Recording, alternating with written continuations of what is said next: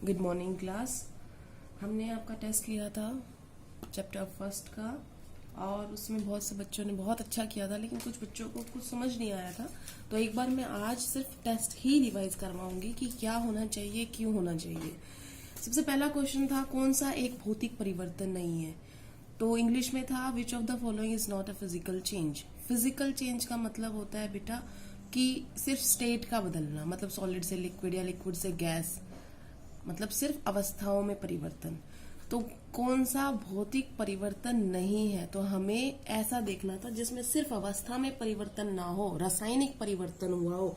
इसका मतलब कोई चीज बनी है, ठीक है, या कुछ कोई गैस उत्पन्न हुई है, कुछ ऐसा। ठीक है, तो अब हम एक एक देखेंगे। देखो, पानी का वाष्प में बदलना, तो पानी जो होता है लिक्विड होता है, वाष्प जो होता है गैस होता है। तो स्टेट चेंज हुई है तो फिजिकल चेंज है। ठीक है, तो फिजिकल चेंज नहीं पूछा है तो ये तो कट गया, ये फिजिकल चेंज है। बर्फ का पिघलना, बर्फ पिघलेगी तो वाटर बनाएगी, तो वो सॉलिड से लिक्विड में आएगा, तो ये भी कट हो गया। नमक का पानी में घोलना, तो वो भी क्या हो गया, नमक घुल गया पानी के अंदर, तो वो भी क्या हो गई, स्टेट ही चेंज हुई है। ठीक है, एलपीजी को जलाना, देखो एलपीजी जो होती है वो एक गैस होती है और जब हम उसको जलाएंगे तो उसके अंदर CO2 उत्पन्न होगी। इसका मतलब कोई कंपाउंड बन रहा है, क्योंकि हम गैस को जला रहे हैं तो हमें एनर्जी भी मिलती है, हीट मिलती है, और साथ में कुछ कंपाउंड भी बनते हैं, क्योंकि जो एलपीजी गैस होती है उसमें ब्यूटेन और आइसोब्यूटेन होता है, ठीक है ना, मोस्टली।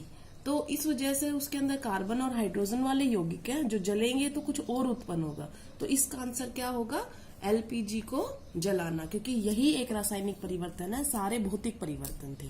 ठीक है ना, तो ये भौतिक परिवर्तन नहीं है। अब बात करते हैं अगला, कौन सा कथन सही है।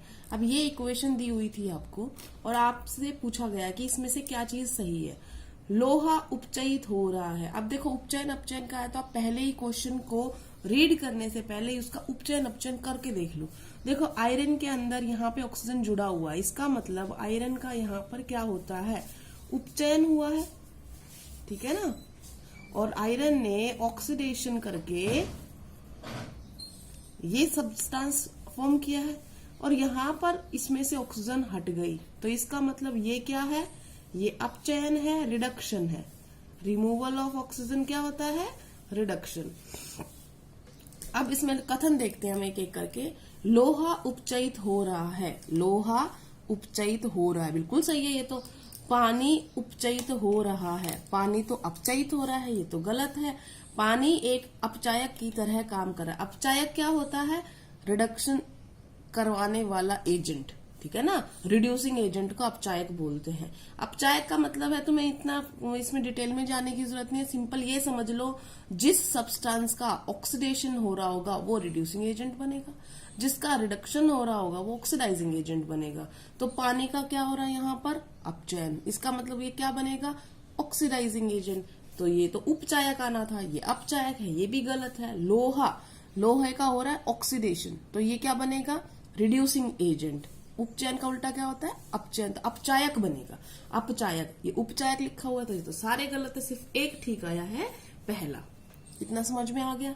उसके बाद वह प्रक्रिया जिसमें उत्पाद में बदलने के लिए ऊष्मा की आवश्यकता होती है, वो अभिक्रिया जिसमें ऊष्मा की आवश्यकता हुई, इसका मतलब ऊष्मा ली गई है। ऊष्मा ली गई है तो ऊष्मा शोषी है ना। यह ऊष्मा शोषी को क्या बोलते हैं हम, एंडोथर्मिक रिएक्शन। ठीक है, एक्सोथर्मिक में तो बाहर निकलती है, एंडोथर्मिक में ली जाती है। उपचयन अपचयन तो बात ही अलग है। यह कौन सी प्रकार की अभिक्रिया है, देखो ये अभिक्रिया है जिसमें दो यौगिक मिलके दो यौगिक का निर्माण कर रहे हैं। तो संयोजन वियोजन तो हटा दो वैसे भी, तो उसके बाद बचा क्या, देखो ये भी यौगिक है, ये भी यौगिक, ये भी यौगिक, ये भी यौगिक। जब दोनों साइड यौगिक होते हैं और सिर्फ म्यूचुअल ट्रांसफर होता है, मतलब आयनों का आदान प्रदान होता है, तो द्विविस्थापन होती है, डबल डिस्प्लेसमेंट रिएक्शन। ठीक है, उसके बाद अगला आते हैं, AgCl को सूर्य के प्रकाश में रखने पर धुंधला हो जाने के बारे में क्या कहेंगे। AgCl जो होता है, सिल्वर क्लोराइड जो होता है, सूर्य के प्रकाश जब उसके ऊपर पड़ता है तो धूमिल होने लग जाता है, थोड़ा सा एक तरीके से समझ लो हल्का हल्का सिल्वरी ग्रे कलर उसके ऊपर आने लग जाता है। तो होता क्या है, जो AgCl है वो टूट कर Ag प्लस में Cl2 देता है, बैलेंस करने के लिए मैंने ये लगा दिया। ये सूर्य के प्रकाश में होती है, तो जो ये रिएक्शन हो रही है इसके अंदर जो ये सिल्वर बन रहा है ना, ये जो होता है वो ग्रे कलर का होता है। तो वो जो धूमिल पड़ा है उसका रीजन कौन है? उसका है इसका सिल्वर बनाना, ठीक है। तो इस वजह से इसका आएगा ये Ag का वियोजन अभिक्रिया द्वारा बनना। ये हो गया। वियोजन इसलिए बोला है क्योंकि टूट गया है, डिकम्पोजिशन हुआ है ना, तो डिकम्पोजिशन से ये टूट गया और Ag और Cl2 अलग हुआ। और Ag के कारण होता है काला। देखो ये भी हो सकता था कि Cl2 बना, लेकिन Cl2 की वजह, Cl2 तो गैस है, उसकी वजह से काला नहीं पड़ा, काला इसकी वजह से पड़ा, ठीक है ना। तो इस वजह से ये पहला ऑप्शन ठीक है। उसके बाद calcium oxide plus water gives calcium hydroxide, इसको स्लेकिंग ऑफ लाइम बोलते हैं, ठीक है। और वो उसमें उस प्रक्रिया में हीट निकलती है, ऊष्मा इवॉल्व होती है। तो ये क्या है भाई? जिसमें ऊष्मा निकल रही है, ठीक है ना, एग्जिट हो रही है, तो एक्सोथर्मिक हो गई ऊष्मा क्षेपी अभिक्रिया, ठीक है ना। उसके बाद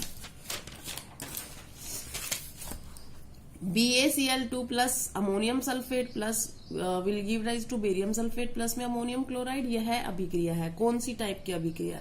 देखो ये भी यौगिक, ये भी यौगिक, दो, ये भी दोनों यौगिक, दो, दोनों ही क्या है? यौगिक है, दो है, दोनों साइड दो दो है, तो द्विविस्थापन अभिक्रिया होगी ये। पानी का विद्युत अपघटन करने पर H2 प्लस O2 किस अनुपात में बनती है? तो देखो पानी का विद्युत अपघटन आपने पढ़ा हुआ है, पूरा क्रियाकलाप द्वारा आया था आपकी उसमें। इलेक्ट्रोलाइसिस करते हैं, जब पानी का विद्युत अपघटन करते हैं तो हाइड्रोजन बनता है और ऑक्सीजन बनता है। बैलेंस करने के लिए मैं यहाँ पर लगा दूं तो हाइड्रोजन कितनी बनी है 2, तो ऑक्सीजन कितनी बनी है 1, रेशो कितनी आई 2:1। तो पहले हाइड्रोजन देखो कि क्या लिखा हुआ है, फिर ऑक्सीजन लिखा हुआ है, तो हाइड्रोजन और फिर ऑक्सीजन, तो 2:1। देखो कौन सा है, ये वाला। अब ये जो रिएक्शन है अगले क्वेश्चन में, इसमें टूट कर ये KCl और O2 दे रहा है, तो सबसे पहले तो ये वियोजन अभिक्रिया है, ठीक है। उसके बाद ये पूछ रहा है कौन सा कथन सही है। क्या सूर्य के प्रकाश में है? सूर्य के प्रकाश में नहीं है। हीट का मतलब क्या होता है? ऊष्मा। वियोजन व ऊष्मा शेपी और वियोजन व ऊष्मा शोषी। देखो संयोजी तो हटी गई, ये दोनों बच गए। वियोजन तो हमने कर लिया कि ये डिकम्पोजिशन रिएक्शन है, लेकिन हीट इसे यहां पर लिखा है, इसका मतलब हीट इसे दी जा रही है, तो इसका मतलब हीट जो है वो ली जाती है, जब अब्सॉर्ब की जाती है तो एंडोथर्मिक रिएक्शन होती है, तो ये हो जाएगा ऊष्मा शोषी अभिक्रिया, ठीक है। उसके बाद 10th क्वेश्चन पे आते हैं, किस कथन में रासायनिक अभिक्रिया हुई है? कौन से कथन में अभिक्रिया हुई है रासायनिक? रासायनिक का फिर से वही बात है कि कोई नए सब्सटेंस का फॉर्म होना। देखो हवा को द्रवित करना, तो हवा क्या थी? गैस, और द्रवित मतलब लिक्विड, तो ये तो चेंज हुआ है। पेट्रोल को चाइना डिश में बदलना, पेट्रोल उड़ जाएगा तो पेट्रोल था लिक्विड, उड़ जाएगा तो बन जाएगा गैस। तांबे के तार को हवा में जलाना और ऑक्सीजन गैस को बहुत अधिक दबाव पर रखना। देखो ऑक्सीजन को बहुत अधिक दबाव पर रखोगे तो वो लिक्विड में कन्वर्ट हो जाएगी। ये सारी जो है वो स्टेट बदल रही है। सिर्फ ये है जो तांबे के तार को हवा में जलाया तो वो क्या हो जाएगा? कंपाउंड बनाएगा और कॉपर का ऑक्साइड बनेगा। इस वजह से वो एक रासायनिक परिवर्तन है। चिप्स पैकेटों में कौन सी गैस भरी जाती है? नाइट्रोजन गैस भरी जाती है ताकि वो विकृत गंधिता से बच सके। तेल हवा में रखने पर उपचयित होकर खराब हो जाता है, इस स्थिति को विकृत गंधिता कहते हैं, रेंसिडिटी कहते हैं, ठीक है। हम लोहे को निम्नलिखित से संक्षारण से बचा सकते हैं। आप लोगों ने क्वेश्चन ध्यान से नहीं पढ़ा, नहीं तो इतना आसान क्वेश्चन था, ये भी कई बच्चों का गलत है। हम लोहे को बेटा किसी भी तरीके से बचा सकते हैं। पेंट लगा सकते हैं, तेल लगा सकते हैं, ग्रीस लगा सकते हैं, उपरोक्त सभी। हाँ, अगर हम ये कह लेते कि हम लोहे की जो कढ़ाई होती है खाने वाली, जिसमें बनता है खाना, अगर उसको संक्षारण से बचाना है तो क्या करते? तो सिर्फ हम क्या करते? ना हम ये करते ना हम ये करते। तेल लगाते हैं तो भी तेल को हटा के ही फिर हम खाना बनाते हैं, तो फिर हमारा कोई ऑप्शन ही नहीं आता इसमें से। लेकिन हमारा क्या है? लोहे का। तो लोहे को तो हम किसी से भी बचा सकते हैं, पेंट करके भी, तेल लगा के भी और ग्रीस लगा के भी, तो वो सारे के सारे ठीक है, उपरोक्त सभी। कैल्शियम हाइड्रोक्साइड का रासायनिक सूत्र क्या है? देखो ये आपको करवाए हुए हैं। कैल्शियम की वैलेंसी आती है 2 ओ हाइड्रोक्साइड होता है 1, दोनों की क्रॉस मल्टीप्लाई कर दी तो ये क्या आ गया CaOH की 2, तो CaOH की ट्वाइस है ये वाला। तांबे के बर्तनों पर हरी रंग की परत इस पदार्थ के बनने से होती है। तो ये आपको बताया था कि जो आयरन होता है वो आयरन के ऑक्साइड में चेंज होता है जिसको हम बोलते हैं जंग, रस्ट। जो सिल्वर होता है तो सिल्वर सल्फाइड बनता है जिसे हम बोलते हैं Ag2S। और कॉपर जो होता है कॉपर कार्बोनेट बनता है, इसलिए CuCO3 ये ऑप्शन। आप इसको इससे भी याद रख लो, C कॉपर, C कार्बोनेट, ठीक है ना। सिल्वर सल्फाइड, SSR है दोनों में, सिल्वर सल्फाइड।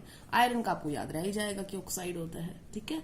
तो अब मैंने सारा पेपर करा दिया है, सब बच्चों ने ये पेपर अपनी नोटबुक में लिखना है और उनके आंसर्स लिखने हैं, ठीक है ना। ओके, यही काम है आपका। Thank you class.